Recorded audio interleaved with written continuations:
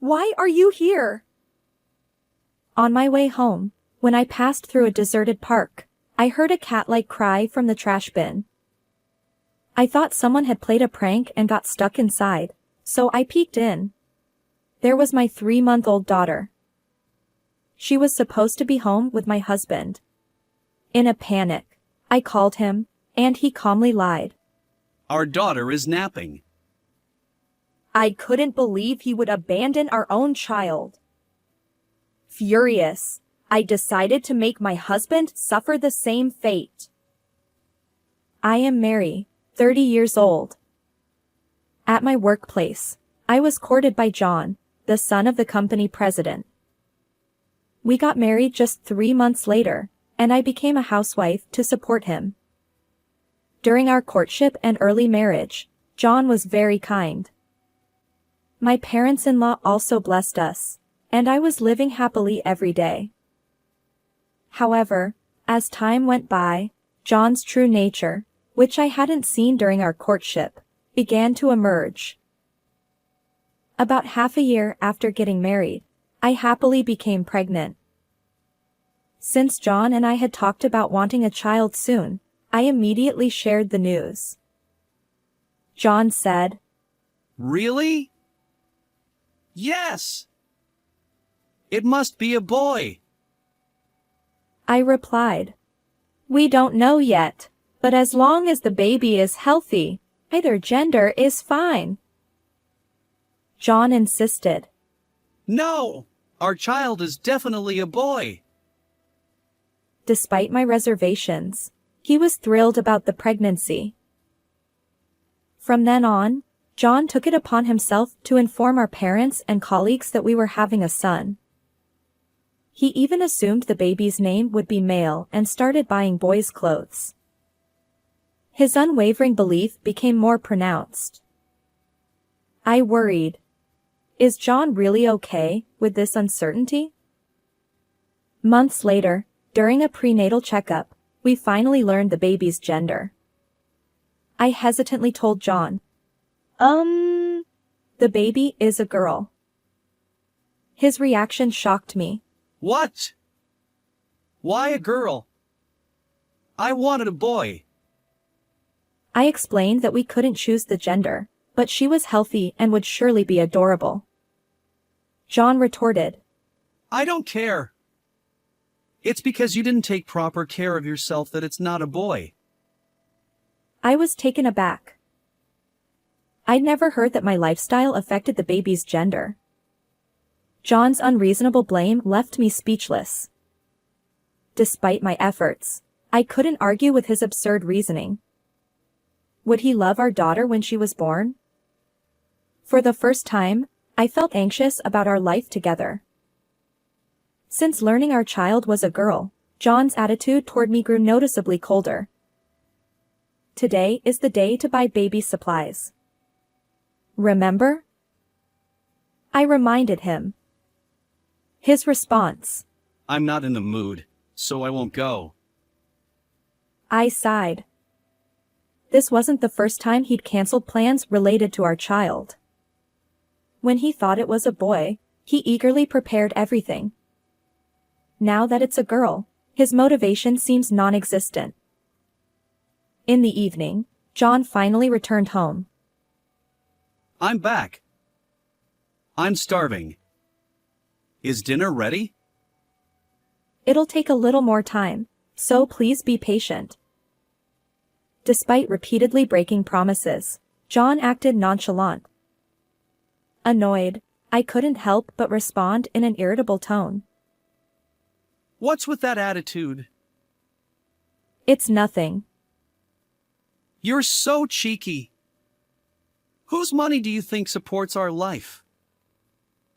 Frustrated, John pushed me on the shoulder.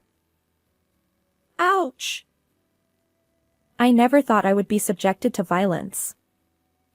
With my growing belly making balance difficult, I stumbled and fell backward.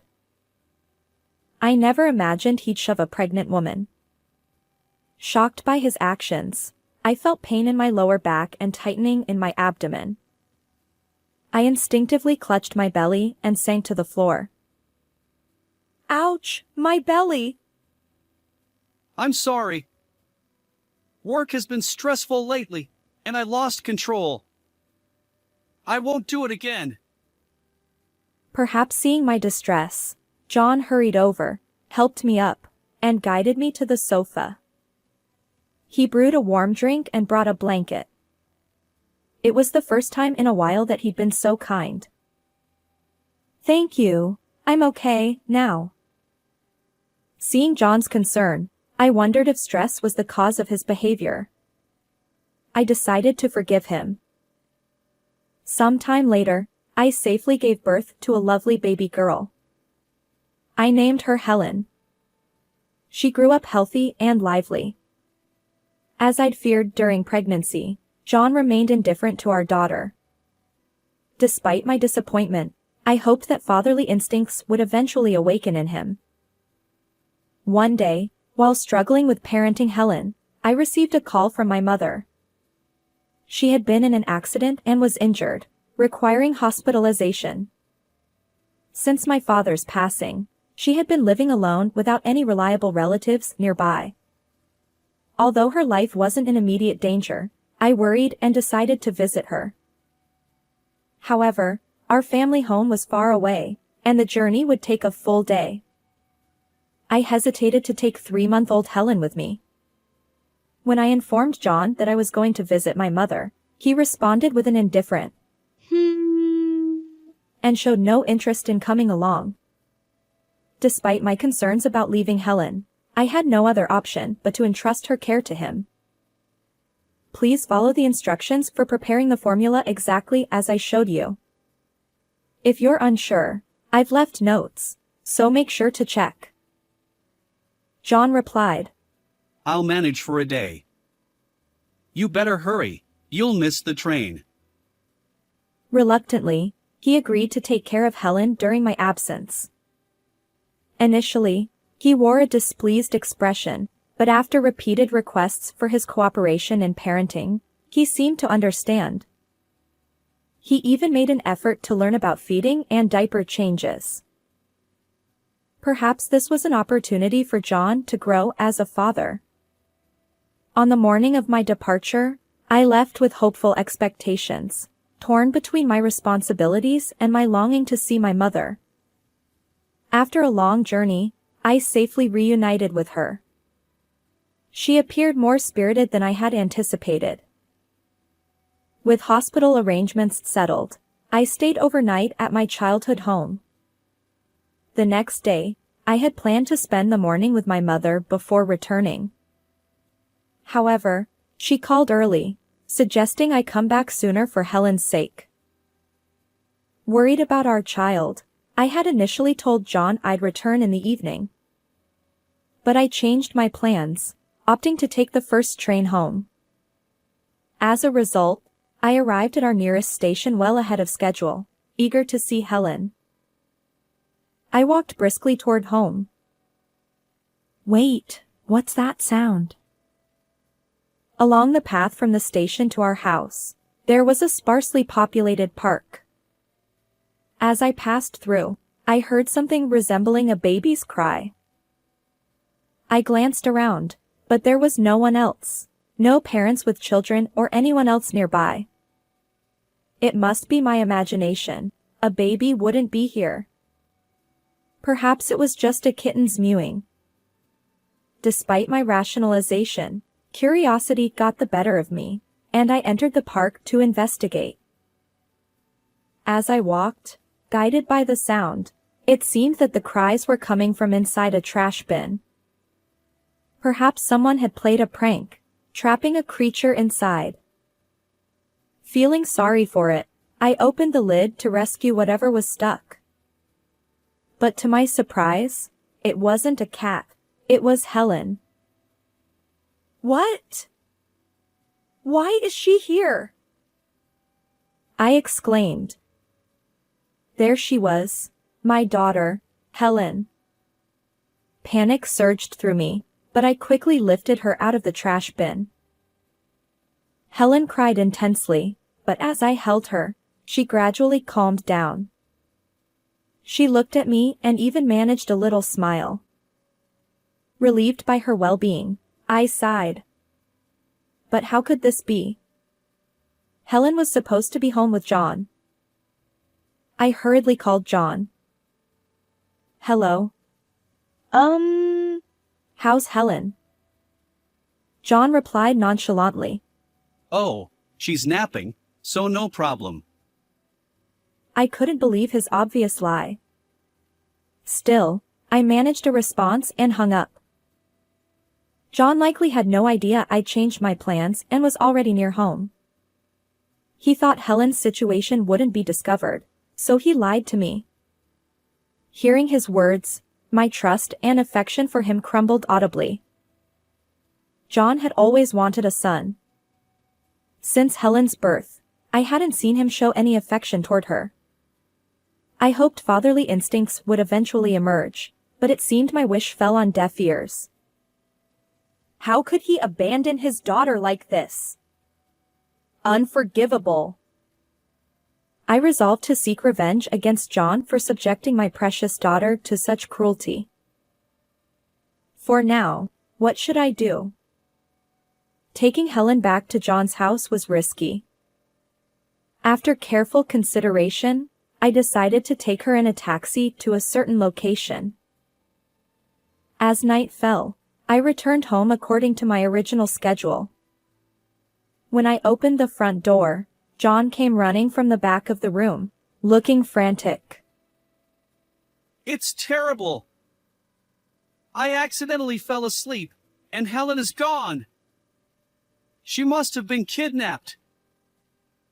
That's serious. Let's call the police right away. I decided to play along with his story. The police? Isn't it too early for that? My mention of the police visibly unsettled him. Ignoring his reaction, I pretended to report the situation on my phone. John panicked and knocked the phone out of my hand. His face contorted, and he was breathing heavily. I steeled myself and got to the heart of the matter. Actually, did you take Helen somewhere? What? You suspect me? But Helen might have been abducted, and you haven't even contacted the police. Doesn't that seem strange? Caught off guard, John couldn't come up with an excuse. He became defensive. I did it to test your trust in me. Just as I thought, you don't believe in me. He started blaming me with intense anger. What? You don't understand? And what does Helen have to do with this? Tell me, where did you take her? As I glared at him, John softened his angry expression and smirked. Ha ha ha, too bad. Your precious Helen is in the park's trash bin. What? Are you insane? Of course. By now, she's probably been taken far away or become crow food. That's cruel. Is this how a father behaves? Enough! It's your fault for not giving birth to the son I wanted. You've embarrassed me. John admitted to being the culprit but continued to shift blame onto me. He had done something outrageous and was now trying to pin it on someone else. I couldn't contain my rage at his ugly behavior. I'm going to the police! Humph. Go ahead if you can. You're the one in trouble, Mary. As a stay-at-home wife, how will you survive without me? That's irrelevant. I can't continue with someone who subjected my precious Helen to this. Well, it's your fault for not giving birth to the heir my parents expected. You've let them down and brought shame upon me. John's selfish behavior left me dumbfounded. He said, Listen, you only need to do what I say. Forget about Helen and quickly give birth to the next boy. With a smug expression, he laughed at me, and I glared back in frustration. Then, the front door opened. Standing there were my in-laws, holding Helen. John's eyes widened in shock as he saw the parents he hadn't expected and the daughter he thought he'd abandoned. He nervously wiped his forehead, sweating. The truth was, after ending the call with John at the park where I found Helen, I took a taxi to my in-laws' house. I happened to find Helen and rescued her. I've already informed your parents about this incident, I explained to him. His parents had heard John's verbal slip outside. My father-in-law shouted at John. How could you abandon your own child like that? John stammered, unable to come up with an excuse. My father-in-law continued. You were fixated on having a male heir, but just being a boy doesn't guarantee succession. You're fired. John tried to protest, but my father-in-law wasn't swayed. We'll also nullify any talk of you being the next company president. Our family ties are severed, so don't come to us again. John, who had always been confident and boastful at work, couldn't defy my strict father-in-law. John trembled and shed tears. I said, "Since I'm the leaseholder of this apartment, get out now." John pleaded. Wait, Mary, are you really abandoning me too? Despite losing his job and being rejected by my in-laws, he desperately apologized. Please forgive me. I'll properly care for Helen from now on. What? Now you say that?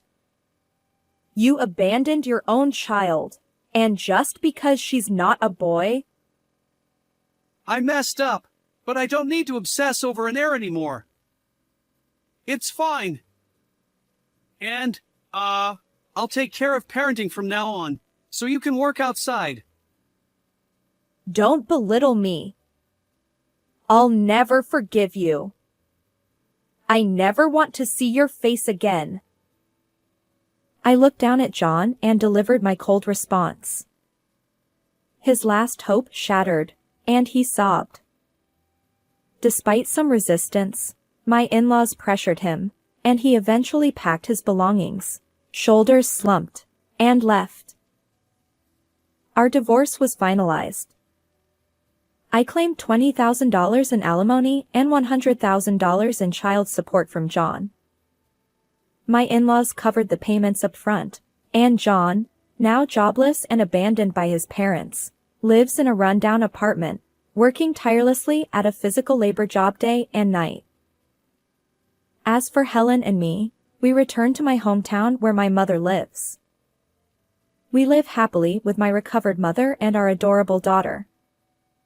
We maintain a relationship with my in-laws, and Helen is thrilled when they visit. Together, we shower Helen with love and ensure her happiness. How did you like this story? If you enjoyed it, consider subscribing to our channel. Until next time.